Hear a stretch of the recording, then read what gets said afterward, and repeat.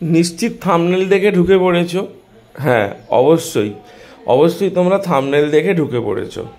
পাহাড়ের সত্যজিৎ এক্সপোজ। সারা রাত না খেয়ে থাকলাম, ভাত কম, মাংস সব শেষ হয়ে গেছে, এই সমস্ত কিছুর উত্তর আমরা এই ভিডিওটাতে জানবো। শুধু খারাপ কিছু না, অনেক ভালো অভিজ্ঞতাও আমাদের হয়েছে পাহাড়ের সত্যজিতে। চলো আজকের এই ভিডিওটার সঙ্গে আমরা জানতে থাকি যে কি হয়েছিল পাহাড়ের সত্যজিতে। Good morning. আজ আমরা আছি রামদুরাতে পাহাড়ে সত্যজিতে। এই পাহাড়ে সত্যজিৎ হোমস্টেতে আমরা আছি, তোমরা দেখতেই পাচ্ছ পাহাড়ে সত্যজিতে আছি। তো এরপর আমরা আজকের এখান থেকে চলে যাব দাওয়াইপাড়ির দিকে। দারুণ লাগছে, মানে পাহাড়ের ছোট্ট গ্রাম, পাহাড়ি গ্রাম। তো সবথেকে মেনলি যেটা আমার ভালো লেগেছে এখানে, যে এতটা সেরকম ততটা ঠান্ডা নেই যতটা ঋষভে যতটা ঠান্ডা ছিল, তবু মোটামুটি এখানে ঠান্ডা ভালোই আছে। আর তারপরে সবথেকে বড় কথা, মানে কুয়াশাটার জন্য এতটা পরিমাণ ওয়েদারটা ফগি হয়ে আছে, যার জন্য ততটা কাঞ্চনজঙ্ঘার বা ততটা পাহাড়ের ভিউজগুলো পাওয়া যাচ্ছে না। তবু রাত্রের দিকটায় আমাদের অনেকটাই ভালো লাগছে, মানে জায়গাটা সুন্দর লাগছে। চারিদিক বিভিন্ন রকমের ফুলের গাছ, ফলের গাছ, হ্যাঁ, অসম্ভব ধরনের। পাহাড় মানেই শান্তির জায়গা, পাহাড় মানেই শান্ত, এবং শহরের ব্যস্ততম কোলাহল থেকে মানে কিছু যদি মানে তোমাদের মানে শারীরিক মানসিক দুটোরই স্যাটিসফ্যাকশান হয়, তাহলে অবশ্যই পাহাড়ে আসতে হবে। পাহাড়ে এসে পাহাড়টাকে ভালোভাবে এক্সপ্লোর করতে হবে, পাহাড়টাকে ভালোভাবে দেখতে হবে। আর বিভিন্ন রকমের দেখতে পাচ্ছ তোমরা এই চারিদিকটা, বিভিন্ন রকমের যে মানে গাছ, মানে ছোট ছোট বিভিন্ন রকমের যে গাছ, মানে এই গাছগুলো এখানে আছে। তো বিভিন্ন রকম পাতাবাহার গাছ এখানে। হ্যাঁ, পাহাড়ের কিন্তু সব কিছুই হয় খুবই কস্টলি, কিন্তু তবুও চারিদিকটা কেন সাজানো গোছানো। দেখতে পাচ্ছ তোমরা যে এই পাইন ফরেস্ট, পেছনের দিকে বিভিন্ন বড় বড় জঙ্গল, এবং এই সমস্ত সিঁড়িগুলো দিয়ে নিচের দিকে নেমে গেছে, অনেকটা নিচের দিকে নেমে গেছে। আর ওদিকে পুরোপুরি ফগি ওয়েদার, এবং ফগি ওয়েদারের জন্য কিন্তু বেশ মানে কি বলবো, মানে ফগি ওয়েদারটার জন্য মানে যে আসল ভিউজটা পাওয়ার ছিল সেটা পাওয়া যাচ্ছে না। তবুও যতটুকু দেখা যায় ততটুকু তোমাদের সঙ্গে শেয়ার অবশ্যই তো করছি, আরও করব এইভাবে। আর আজকের পরে আমরা যাব হচ্ছে দাওয়াইপাড়ির দিকে। তো ওখানে দেখা যাবে যে ওখানে আমরা কি করি, বা ওখানকার প্লেসটা কেমন, বা ওখানকার জায়গাটা কেমন। তো পাহাড়ে সব জায়গাতেই একই রকমের ব্যাপার, আর একই রকমেরই সমস্ত কিছু। এখানে একটা ছোট্ট নার্সারি, এখানে একটা মন্দির, মনে হয় যতটা সম্ভব এখানে একটা মন্দির।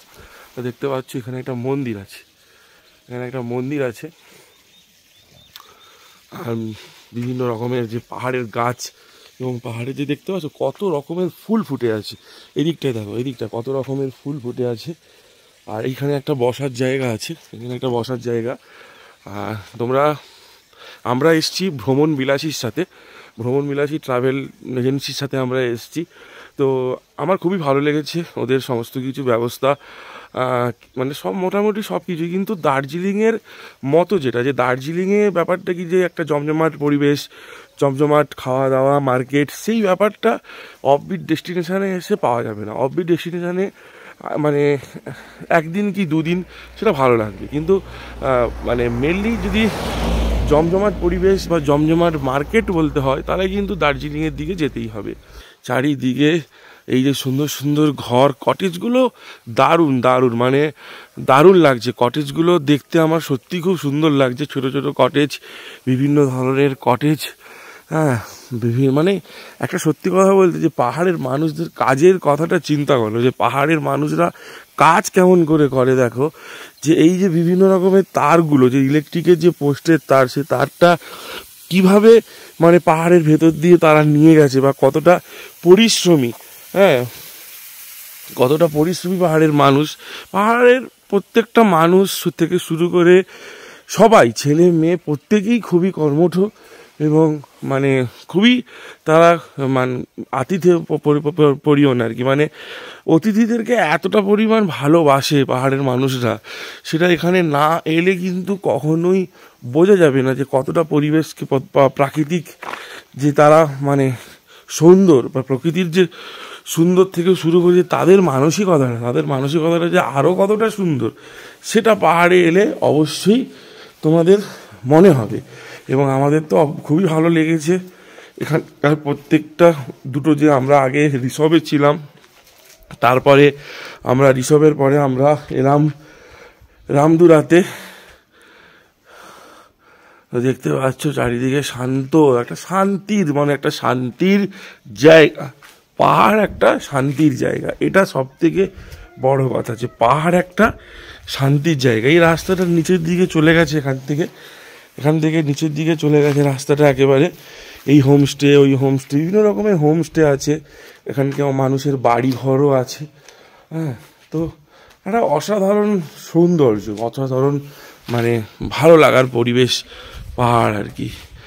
আর এখানকার সব থেকে বড় কথা যে এখানকার মানে কুকুরগুলো, দেখো পাহাড়ি কুকুরগুলোকে দেখলেও কিন্তু মনে হয় যে সত্যি এখানে যে মানে কতটা সুন্দর, পশু পাখি থেকে শুরু করে সমস্ত কিছু, মানে ভালোই লাগছে দেখতে। ঠান্ডাটাও আছে, তবে ঠান্ডাটা মালুম হয়ে যাচ্ছে, ঠান্ডাটা মানে সয়ে যাচ্ছে, ঠান্ডাটার অতটা ঠান্ডা নেই যতটা রিসর্টে ছিল। পাহাড়ের অফবিট ডেস্টিনেশনগুলোকে পছন্দ করার কারণ একটাই, যে পাহাড়টাকে সুন্দরভাবে দেখার জন্য, তাই অফবিট ডেস্টিনেশনে যাওয়াটাই মেন উদ্দেশ্য। কিন্তু কুয়াশা ঢেকে থাকার জন্য পাহাড়ের সুন্দর যে ভিউজটা, সেটা আমরা কিন্তু দেখতে পাইনি। তো যতটুকু আমরা দেখতে পেয়েছি সেটাই আমাদের কাছে অনেকটাই বড় ব্যাপার।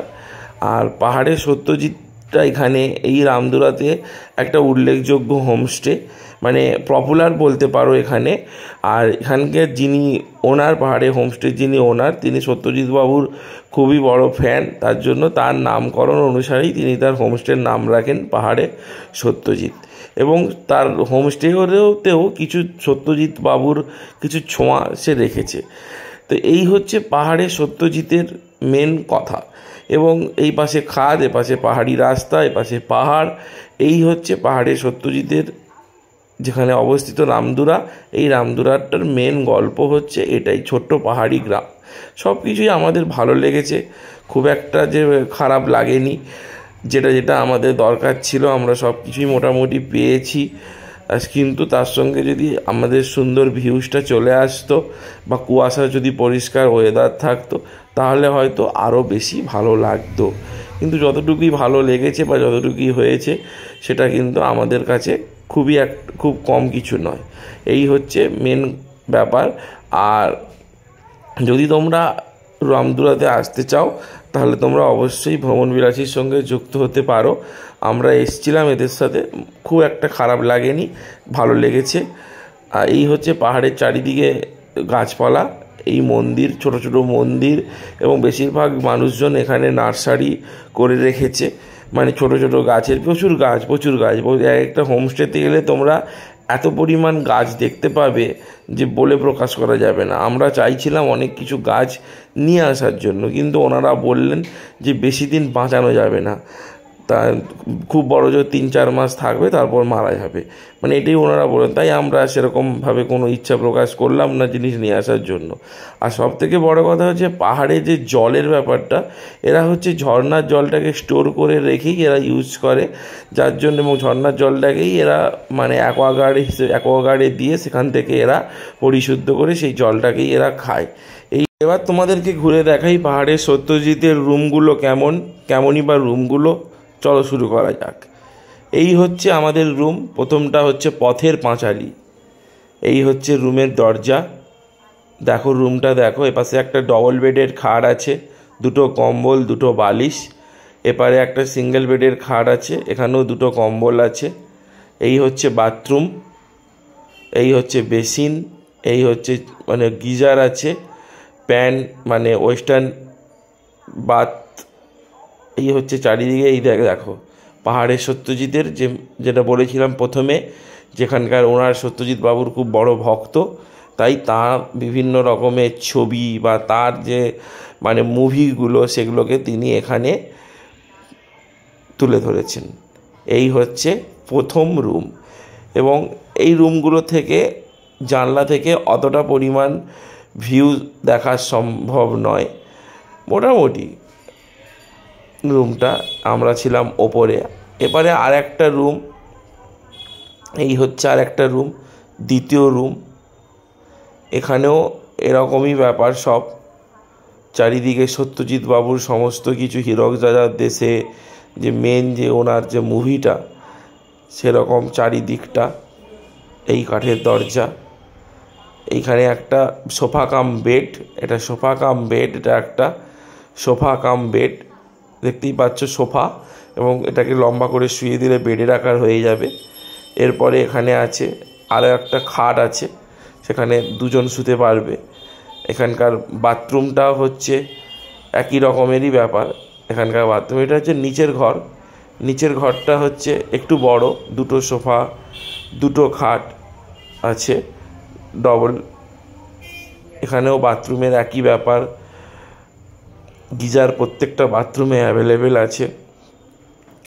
এখানকার রুমের মেন যে জানলাগুলো আছে এইগুলো থেকে কিন্তু ভিউজটা, পাহাড়ের যে কাঞ্চনজঙ্ঘার ভিউ, সেটা অসাধারণ ব্যাপার আছে। এই হচ্ছে বাথরুম, দেখে নাও, নিট অ্যান্ড ক্লিন, পরিষ্কার পরিচ্ছন্ন, এই দিক থেকে কোনো অসুবিধা নেই, সবই ওকে আছে।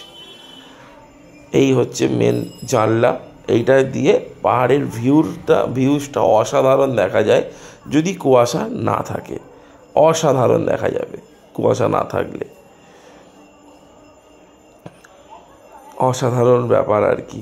মানে কুয়াশাটাই মেনলি সবটাই গন্ডগোল করে দিয়েছে। কুয়াশাটা না থাকলে কিন্তু এই সমস্ত রুমগুলো থেকে কাঞ্চনজঙ্ঘা বা পাহাড়ের ভিউটা অসাধারণ লাগতো। এই হচ্ছে ওনার রুমের চারিদিকে। এই প্রথমেই বলেছি যে এখানকার যিনি ওনার, তিনি পাহাড়ের সত্যজিতের দারুণ ভক্ত। তাই সত্যজিতের বিভিন্ন রকমের মুভি, ছবি টবি, মানে চারিদিকে উনি ওনার যে রুমগুলোর নাম রেখেছে, সেখানের একটা রুমের নাম রেখেছে সোনার কেল্লা। মানে এক কথায় যে উনি যে সত্যজিৎ বাবুর ভক্ত, তাই সেখানকার তার ভক্ত পরিচয়টা উনি তার হোমস্টের মাধ্যমেই তুলে ধরেছে। এইটা একটা দারুণ জিনিস আমরা দেখেছি, যেটা সূর্যাস্ত যাওয়াটা বিকেলের টাইমে অসাধারণ লাগছিল। এই জিনিসটা খুবই ভালো লাগছিল। এই সময় ওয়েদারটা একটু পরিষ্কার ছিল, অসাধারণ লাগছে। একটা আলাদা রকম নৈসর্গিক ব্যাপার, চারিদিকটা ঠান্ডা ঠান্ডা পরিবেশ, চারিদিকটা আস্তে আস্তে সূর্যাস্ত যাচ্ছে, এটা অন্যরকম একটা নৈসর্গিক পরিবেশ। সেটা মানে তোমরা দেখেই বুঝতে পারছো যে কতটা পরিমাণ ভালো লাগার ব্যাপার বা কতটা ভালো লাগতে পারে। মোটামুটি আমাদের মনের মতো না হলেও আমরা তবুও যতটুকু দেখেছি ততটুকুতে আমাদের মন ভরে গেছে, ভালো লেগেছে। আমরা যে কদিন নর্থ বেঙ্গল ছিলাম, রিসপ, রামধুরা, দাওয়াই পানি এবং শিটং, আমরা এখন বর্তমানে আছি রামধুরাতে।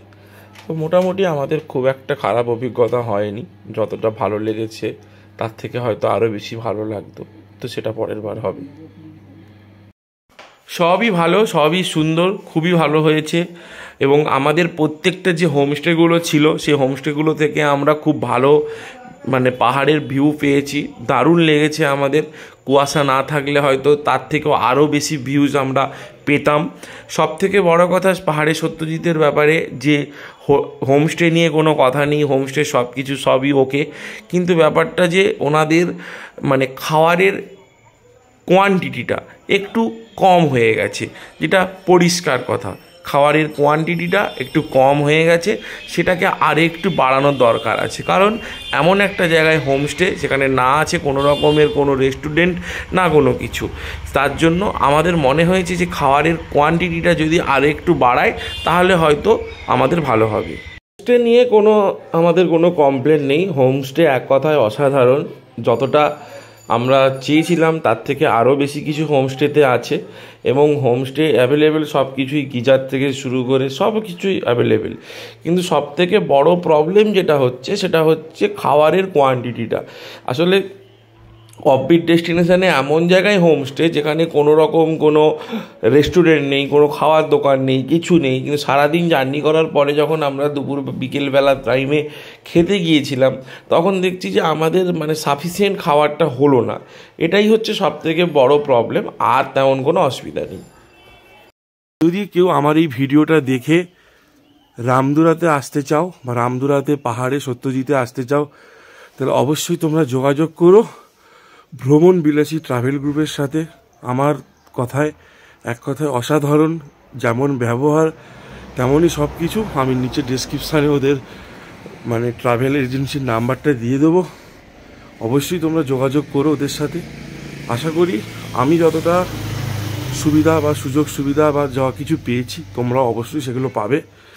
চলো তাহলে, যদি কেউ যেতে থাকো, আমরা টোটাল যে ট্রিপটা করছি ঋষভ, রামদুরা, দাওয়াইপানি এবং শিটং, টোটাল সবটাই আমরা কিন্তু ভ্রমণ বিলাসীর সাথেই করছি, মানে টোটাল গ্রুপটা ওরাই আমাদেরকে সাজিয়ে দিয়েছে। তাহলে যদি অবশ্যই তোমরা এই সমস্ত জায়গাগুলোতে যাও, অফবিট জায়গাতে সব থেকে বড় কথা কি, অফবিট জায়গাতে মানে ভিউজ থেকে শুরু করে হোমস্টেটাকে দেখতে হবে, যে হোমস্টেটা কতটা সুন্দর, হোমস্টেটাকে দেখতে হবে। তো তোমরা অবশ্যই যদি আসতে চাও তাহলে ট্রাভেল বিলাসীর সঙ্গে যোগাযোগ করো, আমরা নিচে তার কন্ট্যাক্ট নাম্বারটা দিয়ে দেবো। চলো।